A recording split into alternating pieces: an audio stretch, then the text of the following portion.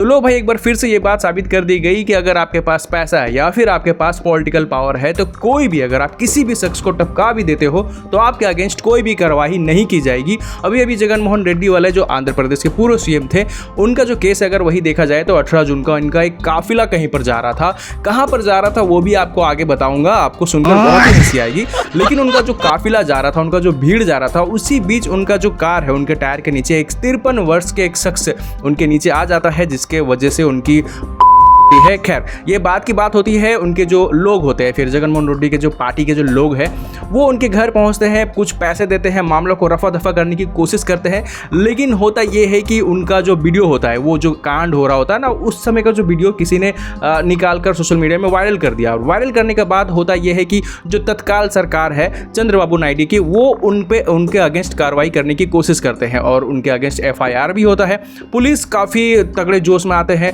तुरंत आरोपी कौन है उसे खोजा जाता है। खोजने के बाद, छानबीन तगड़े होने के बाद उन्हें पता चलता है कि इस कार ने कांड किया था और फिर तुरंत आनन फानन में उस कार को अरेस्ट कर लिया जाता है, उस कार को जब्त कर लिया जाता है। लेकिन मामला जब नहीं दबता, काफ़ी ये वीडियो वायरल हो जाती है सोशल मीडिया में, तो फिर पुलिस को आगे कार्रवाई करनी पड़ती है। और आगे कार्रवाई के दौरान ये होता है कि चंद्रबाबू नायडू को माफ़ कीजिएगा, जगन मोहन रेड्डी को फाइनली जेल में भेज दिया जाता है, सपने में। क्योंकि भाई वो एक बहुत बड़े नेता है, जेल नहीं जा सकते भाई। नेता लोग और जिसके पास पॉलिटिकल पावर पैसा होता है वो जेल नहीं जाते हैं। सिंपल से बात है, आपको ये बात समझनी चाहिए। वो जेल नहीं जाते हैं, होता यह है कि वो डायरेक्ट कोर्ट जाते हैं और कोर्ट में जो जज साहब होते हैं उनका जो जजमेंट होता है वो सुनकर आप लिटरली काफ़ी कांप जाओगे।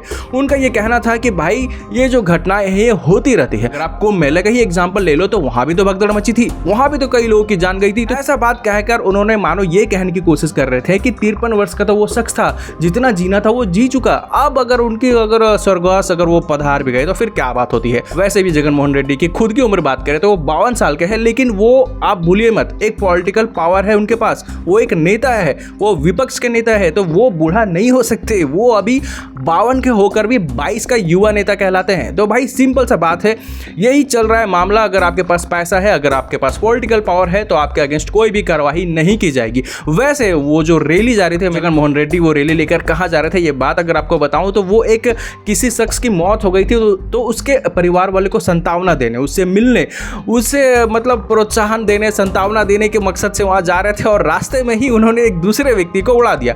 अब आप ये सवाल पूछिए कि फिर इनके घर वो संतावना देने क्यों नहीं गई, या फिर पर्दे के पीछे इनके घर वाले को पैसे देकर सारा मामलों को सेट आउट करने की कोशिश क्यों किया गया? तो ये इसलिए किया गया क्योंकि वो मीडिया का सामने फिर वो क्या बताएंगे कि भाई मैं अभी जिसके फैमिली के पास जो मैं जा रहा हूँ संतावना देने लोगों के सामने मीडिया लेकर, मैं क्या बोलूँगा लोगों को कि इसे मैंने इसे टपकाया था। इसीलिए वो इस फैमिली को पर्दे के पीछे से सारा सॉर्ट आउट कर देते हैं, लो भाई इतना पैसा लो, मुंह बंद करो।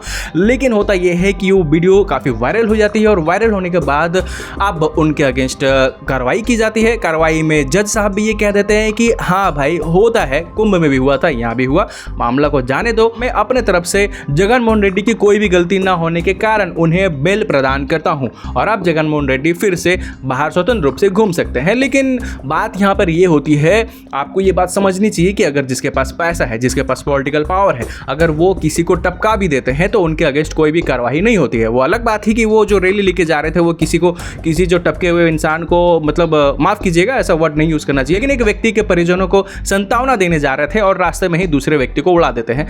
खैर ये सब बात की बात है, आपको जो समझना चाहिए उम्मीद है आप समझ गए हो। अगर समझ गए हो तो अपनी राय को कमेंट कर वीडियो को लाइक जरूर कर दें।